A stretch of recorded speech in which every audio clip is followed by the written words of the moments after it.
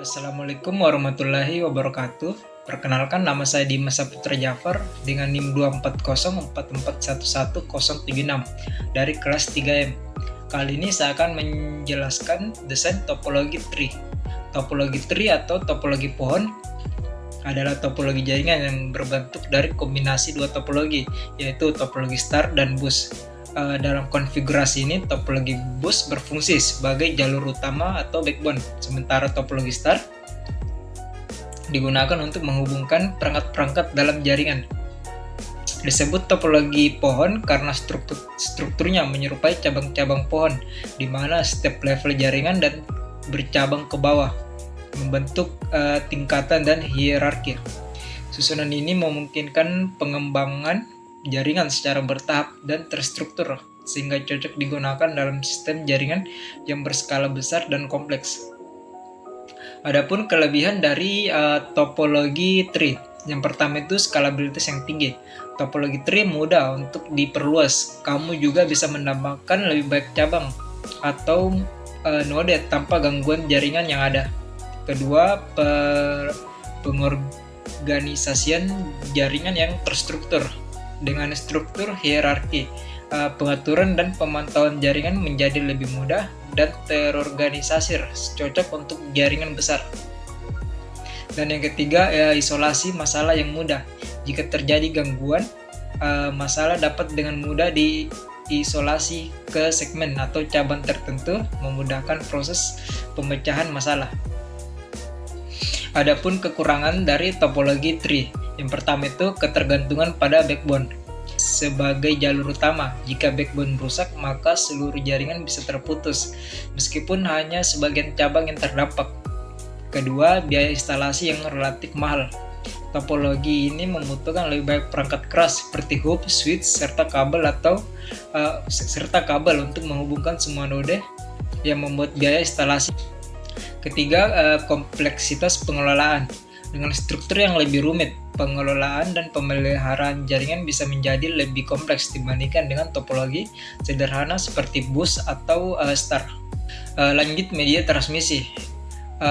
Topologi tree ini menggunakan dua jenis kabel. Yang pertama itu kabel utama atau backbone, digunakan untuk menghubungkan hub atau switch utama, membentuk struktur dasar yang menyerupai topologi bus.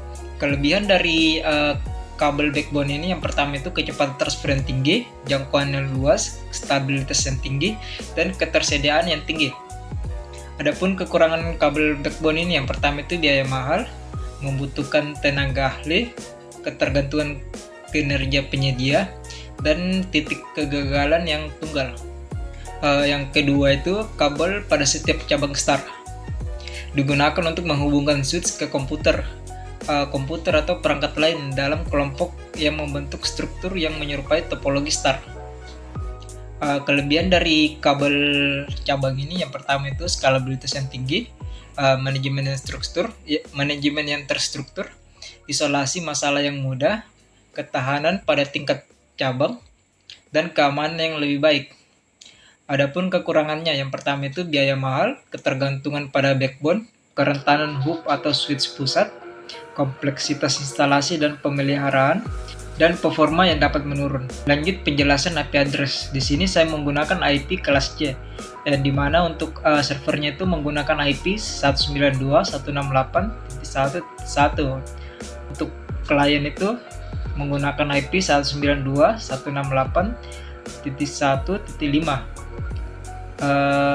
Klien yang kedua 192.168.1.2, klien ketiga 192.168.1.7, klien keempat 192.168.1.8, klien kelima 192.168.1.9, dan klien yang keenam 192.198.1.10.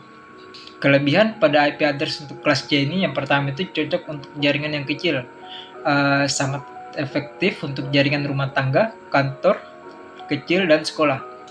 Kedua, sederhana dan mudah dikelola, lebih mudah diatur dan dikelola untuk jumlah perangkat yang terbatas.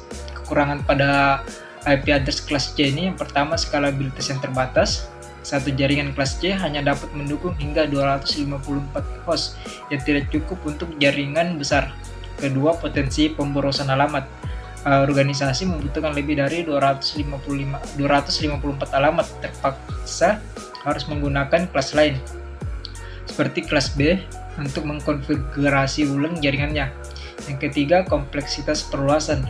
Jika jaringan melebihi 254 perangkat, administrator harus beralih ke kelas IP yang berada atau menerapkan subnetting yang lebih kompleks dan bisa memakan waktu dan rumit.